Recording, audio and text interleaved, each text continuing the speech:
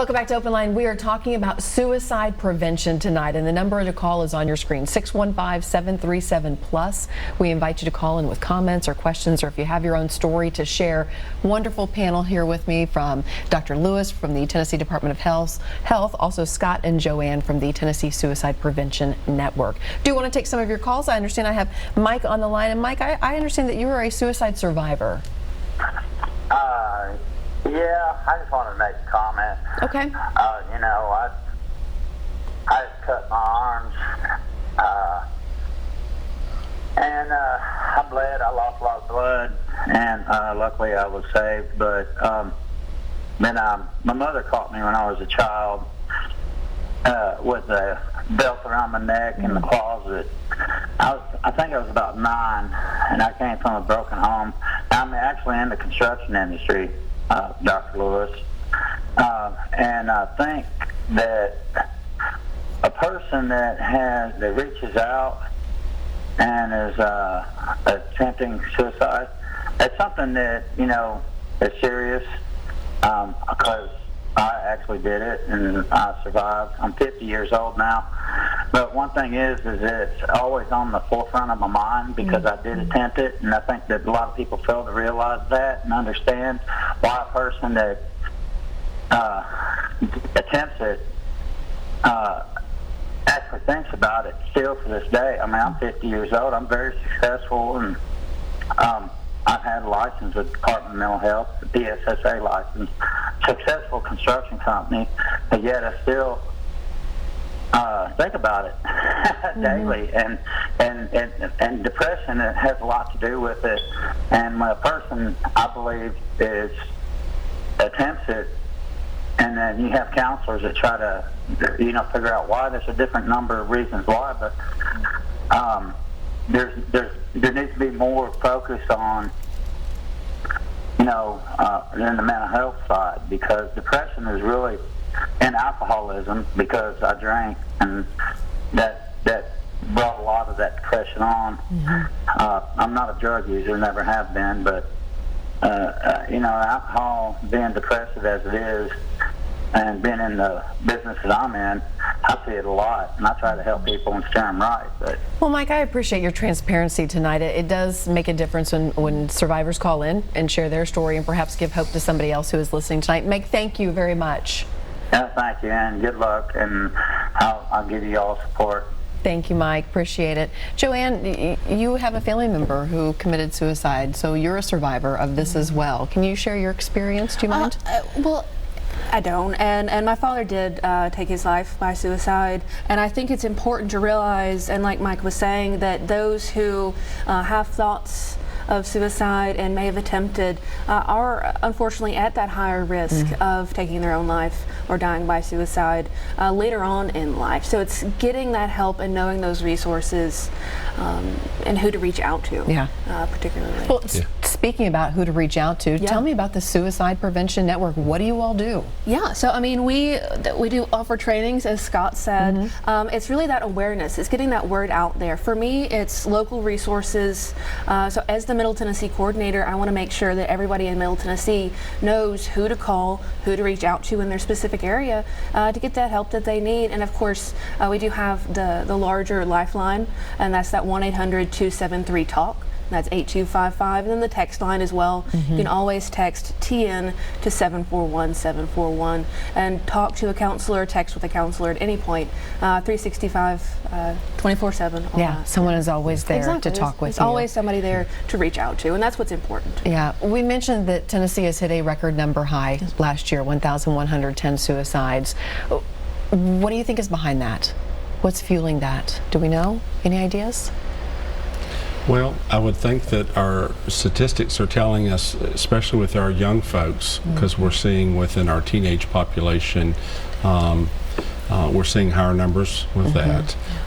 We are also seeing that firearms are playing a little bit of a role in it, and so access.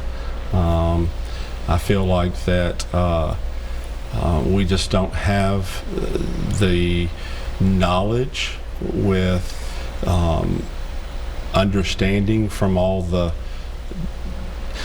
a lot of states have the National Violence Reporting System, right? And being able to understand the demographics of those 1,110 deaths, Tennessee doesn't have that knowledge, and so the part of this division within the medical examiner's office, they're working on some of those logistical stuff, and so maybe we could see some trends in the future. We hope to be able to see some of that, and I think that all we're able to do is look at some different demographics, and so with our teen population we're able to see some of those numbers, but as a whole we're not able to see all of that. Yeah, you know, I just think that there's always been teenage angst. I mean, always.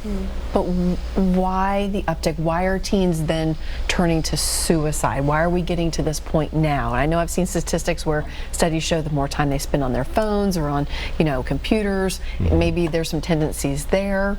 I don't really understand the connection per se, other than maybe withdrawing from other people. I don't know.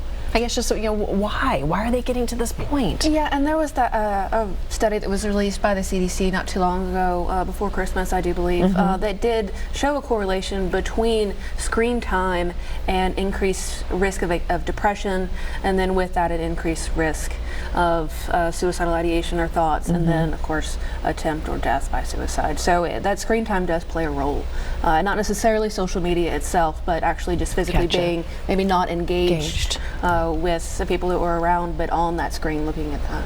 I also want to talk about warning signs, and we can start maybe with the teens and maybe, but really overall. But teens change, they're moody, they withdraw from their parents, they don't want to talk. So how do we get from there to actual warning signs when it comes to teens? How do you know something big is wrong? Well, I think anytime there's any type of situational changes with teens, especially like sleep habits or mood changes, if you start to see grades change, appearances with teens, if you start to see anger outburst or verbal interactions that are, you know, inappropriate and so forth, where they isolate themselves, withdraw from family interactions, or even kids will start to withdraw from activities within school and so forth. So those are clear warning signs. Others would be when they're starting to make statements like, I wish I weren't here any longer. I wish I were dead. I'm going to kill myself. And, you know, those are strong verbal warning signs. And so a lot of times what happens is parents, adults don't take those seriously, and I think that, you know, you need to get on with it. Whatever's going on with your life, you need to, you know, it's not the end of the world. Yes, come on, you know, it happens to all of us. And I think that, you know, sometimes kids are under a lot of stressors today. And we can't, as adults, compare our stressors to what their stressors are. Social media, whether it's, you know, whatever the social media is. Right. Now, they're not on Facebook now because all the parents are on Facebook. Right. But the reality is their stressors in schools and trying to get away from those stressors are totally different from what their parents are. And we've got to sit down and listen to what our kids are saying and understand. And if you're not willing to listen, then you're not going to be able to understand. And so we've got to be able to have those conversations and have those dialogues and try to pick up on those warning signs. And I think a lot of times that's what parents are not willing to do. And so they don't want to face it. Exactly. Yeah. Sometimes when I will do a training with parents, I'll ask, how do you let your children know that dinner is ready? And they tell them, they text them. Okay, what happens? Do you all sit down at the table together? No, everybody goes on their own way. Yeah. Or what do you have? What kind of interactions do you have? Well, everybody's on their they're on their devices. Yeah. And so put those phones down, put those iPads down, you know, have some conversation. And a lot of families don't do that. And so isolation, have those conversations. Should you talk about suicide with your children before there's ever an issue and ever a concern? Yes. How do you bring up that conversation? Just like you bring up any other conversation. Yeah.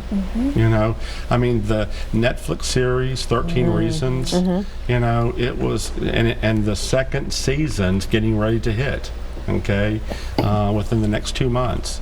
And it, you know, parents wanted to avoid it. Right, yes. Sit down with your kids and watch it and have that conversation, you know, have those discussions.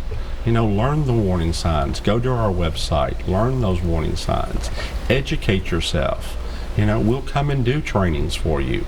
The Jason Foundation has wonderful curriculums that are available for schools, for staff to teach kids warning signs, okay, to help each other so that kids are able to help kids know those warning signs and be available to not keep secrets. Because I imagine a lot of times a kid will open up to their best friend and say, don't tell anybody, right?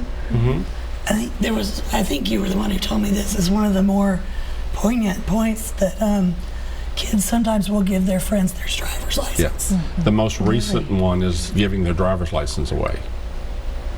Wow. It's a prized possession. Yeah, sure. Yeah. It's an accomplishment. Here you go. Wow. Yeah. And I also think about being on the receiving end of that and the weight that it carries. And you want to be loyal to your friend, but also you could save their life. Exactly. Yeah. Yes. Wow. Okay, let's move beyond the teens. Actually, I'm told we can break. So when we come back from break, we will talk about just warning signs in general for the average population and go from there. Again, your comments and questions are always welcome here, 615-737+. We're coming right back.